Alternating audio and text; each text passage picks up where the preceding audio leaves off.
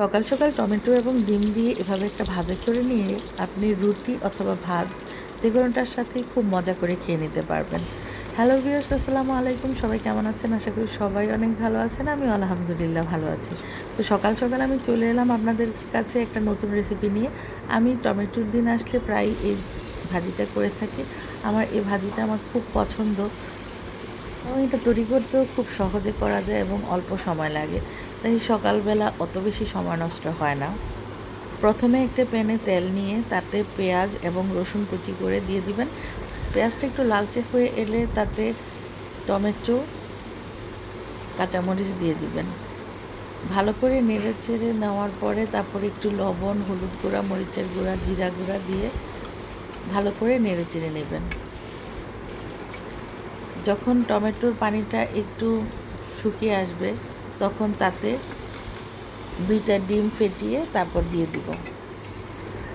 ডিমটা দেওয়ার পরে সাথে সাথে নাড়া দিব না, এটা একটু সময় দিব শক্ত হওয়ার জন্য। তারপর ভালো করে নেড়েচেড়ে নেব। এটা ভালো করে ভাজা ভাজা হয়ে গেলে তাতে ধনেপাতা দিয়ে দেব। টক ঝাল মিষ্টি টাইপের এই ভাজিটা আপনি রুটি অথবা ভাত যে কোনো জিনিসের সাথে খেতে পারবেন। ভাজিটা হয়ে গেলে তারপর আমি একটি প্যান বসিয়ে তাতে আমার রুটিটা সেঁকে নেব। রুটিটা আমি যদিও আগের দিন রাতে করে রাখি, হালকা করে একটু ভেজে রাখি, কারণ সকালবেলা দেখা যায় বাচ্চাদের স্কুল, হাজব্যান্ডের অফিস সব কিছু মিলিয়ে সকালবেলা রুটি বানাতে গেলে খুব একটা বড় হ্যাসেলের মধ্যে পড়তে হয়। তাই এটা আমি একটু তাড়াহুড়ো করার জন্য আগের দিন রাতে করে রাখি। রুটিটা ভাজা হয়ে গেলে তারপর আমি চায়ের জন্য পাতিলে পানি দিয়ে বসিয়ে দিলাম। তারপর গুঁড়ো দুধ দিয়ে ভালো করে মিক্সড করে নিয়ে দুধটা ফুটার জন্য অপেক্ষা করব। তো বেশ খানিকক্ষণ রাখার পরে যখন দুধটা একটু হালকা ঘন হয়ে আসবে তখন আমি চাপাতি দিয়ে দিব।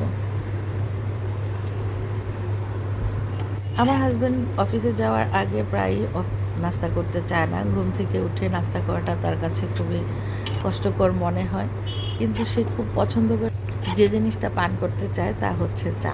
তাই এটা আমি অনেক যত্ন সহকারে বানাই যাতে চায়ের লোভে সে অন্তত নাস্তাটা শেষ করে যায়। চাটা একদম শেষের দিকে আমি চিনিটা মিশিয়ে থাকি।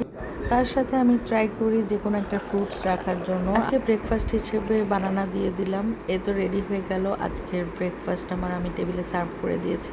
তো আপনারা কে কী দিয়ে আজকে ব্রেকফাস্ট করেছেন অবশ্যই কমেন্টসে জানাবেন। তো আজকে এ পর্যন্তই। আপনারা সবাই ভালো থাকবেন, সুস্থ থাকবেন।